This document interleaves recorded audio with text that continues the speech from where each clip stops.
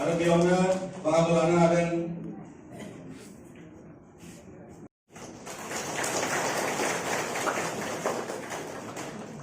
बेयाव नुजाफै बे हालामाव बिथाङा आथिखालनि सासे फोसावजानाय केन्डिडेट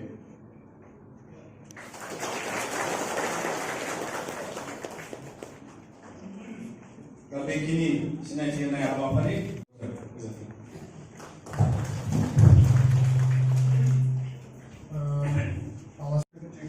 92%. दाइनथि मासियाव सानै फरायसाया आवग्रिनो हादों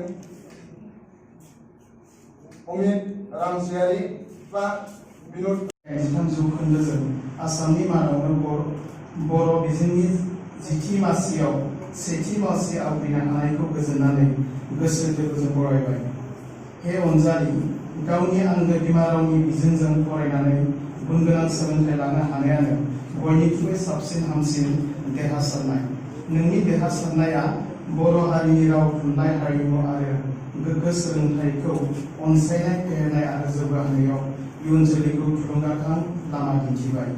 नोंनि देरहासारनाया दुलाराय बर' हारिनिनो गोग्गाथाव नेरसोन जानानै थाबाय। नोंनि जारिमिनारि उथ्रिसारनायखौ मान होनानै इं 2020 मायथाइनि 15थि कमल कुमार ब्रह्म देरहासार बान्थाखौ गथायनाय जाबाय। नोंनि इयुन जिउआ अराय देरहासार जाथों, नखर हारि आरो हादोरनि नों सासे राफोद सुबुं जाथों, बेनो जोंनि हास्थायनाय। गोजोननायजों दिफेन बर' आफादगिरि, लरेन्स इस्लारि गाहाय नेहाथारि, कास्टम बसुमतारि सोलोंथाइ नेहाथारि, अबिन नार्जारि लोगो सोलोंथाइ नेहाथारि। गोजोन्थों। बाय'ग्राफि आरो मुगानि जोंनि साखि बे बिजाब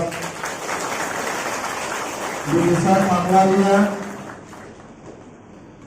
दुलाराय आसामनि गेजेरावनो सेथि मासियाव आवग्रिनो हानाय 2020 मायथाइयाव बिथांनि बिफा गलेन्द्र चन्द्र बर', बिमा मिनालि बर' बाथौ आश्रम गोजौ फरायसालि बरमानिफ्राय फरायनानै देग्लायनि 15 कमल कुमार ब्रह्म देरहासार बान्थाखौ सेथि मासियाव आवग्रिनो हादों।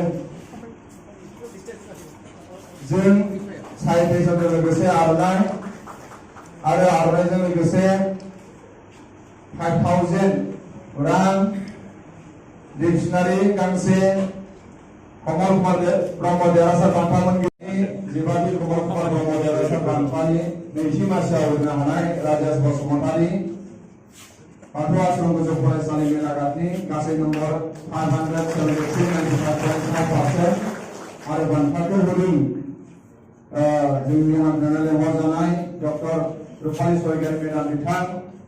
जोङो बान्थायाव साहित्यजों लोगोसे 5000 खनसेनि थाखाय स्कलारशिप, डिक्शनारि आरो बाय'ग्राफि लेखा मुगानि साखि, बेनिफ्राय कमल कुमार ब्रह्म देरहासार बान्था मोनगिरिफोरनि जे बिजाब बेखौ जों होयो। बेजों लोगोसे मेडामा गाव लिरनाय साबायखर थाबाय। कुमार ब्रह्म देरहासार जे मासियाव आवग्रिनो हानाय बान्था होनो हानाय फरायनाय ईसा बसुमतारिनि बिफा बुद्धिचरण बसुमतारि। ईसा बसुमतारिया मोनदोंमोन एमएल आव 96, इंलिसाव 93, जेनेरेल मेथामेटिक्सआव 93, जेनेरेल साइन्सआव 92, ससियेल साइन्सआव 96, जिअग्राफियाव 92, गासै नम्बर 500 फैदों। बाथौ आश्रम गोजौ फरायसालि दमदमानिफ्राय नेरसोन बर'आ मोनदों एमएल आव 84, इंलिसाव 92, जेनेरेल मेथामेटिक्सआव 97, जेनेरेल साइन्सआव 95, ससियेल साइन्सआव 96, आसाम मेथामेटिक्सआव 97, गासै नम्बर 561, 92.5। जे साहित्यजों लोगोसे 5000 खनसेनि थाखाय स्कलारशिप, डिक्शनारि, ग्रेडमेननि बाय'ग्राफि आरो मुगानि ननिता बसुमतारिया मोनदों ML आव 98, इंग्लिसाव 87, जनरल मैथमेटिक्सआव 95, जनरल साइन्सआव 94, ससियेल साइन्सआव 85, एडवांस मैथमेटिक्सआव 99, गासै नम्बर 558, 92%। फरायना ननिता बसुमतारिया 5थि मासियाव होनो हादों। बिथांनोबो जों साइटेसनजों लोगोसे 5000 रां, डिक्शनारि, ग्रेडमेननि बायोग्राफि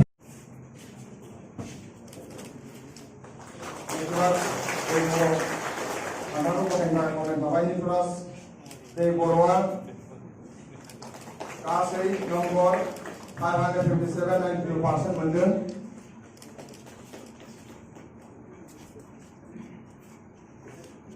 साइटेसनजों लोगोसे 5000 रां, बेजों लोगोसे डिक्शनारि, बेजों लोगोसे बायोग्राफि, गेदेमा सुबुंफोरनि मुगानि साखी आरो प्रमद कुमार ब्रह्म बान्था मोनगिरिफोरनि जि बिजाब 92, जनरल मैथमेटिक्सआव 93, जनरल साइन्सआव 91, ससियेल साइन्सआव 97, एडवांस मैथमेटिक्सआव 93, गासै नम्बर 554, 92%। दा रबिनानोबो आर'नाइजों लोगोसे साइटेसनजों लोगोसे 5000 रां, बेजों लोगोसे डिक्शनारि, बेजों लोगोसे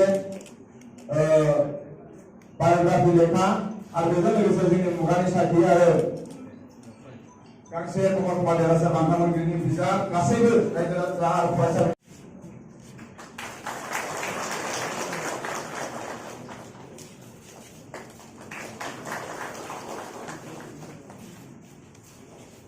अमित रामसियारिया मोनदों ML आव 98, इंग्लिसाव 93, जनरल मैथमेटिक्सआव 100, जनरल साइन्सआव 85, ससियेल साइन्सआव 82, एडवांस मैथमेटिक्सआव 93, गासै नम्बर 551।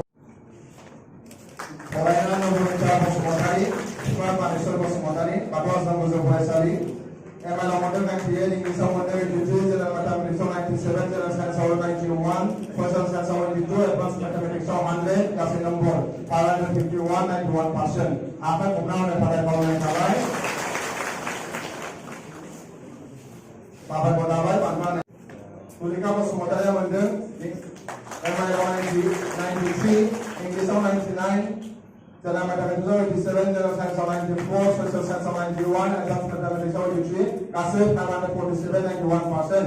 UN एकाडेमि क'क्राझारनिफ्राय बान्थाखौ जोंनि एबसुनि सासे नेहाथारि आर'नाइजों लोगोसे साइटेसन खरसानि थाखाय 5000, डिक्शनारि, गेदेमा सुबुंनि बायोग्राफि आरो 97, इंग्लिसाव 93, जनरल मैथमेटिक्सआव 80, जनरल साइन्सआव 97, ससियेल साइन्सआव 89, जिअ'ग्राफियाव 84, गासै नम्बर 543, 90%। आर'नाइजों लोगोसे साइटेसनजों लोगोसे 5000 रां, बेजों लोगोसे डिक्शनारि आरो गांनैसो बिजाब बान्था होनायनि थाखाय जोंनि एबसुनि मावथि आदारिदास ब्रह्मनि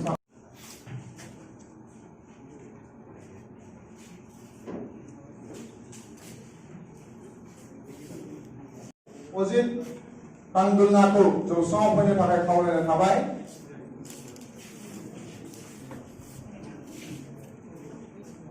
आरो बिथांखौ जोङो जोंनि आरो सिगाङावबो सासे बेबायदि मोनदों आरो दिनै नैथि आंनिनो गामिजों नांजाबनाय बिनि बिदाया फार्स्ट डिभिजन मोनदोंमोन बर' मिडियाम फरायनानै दा आरो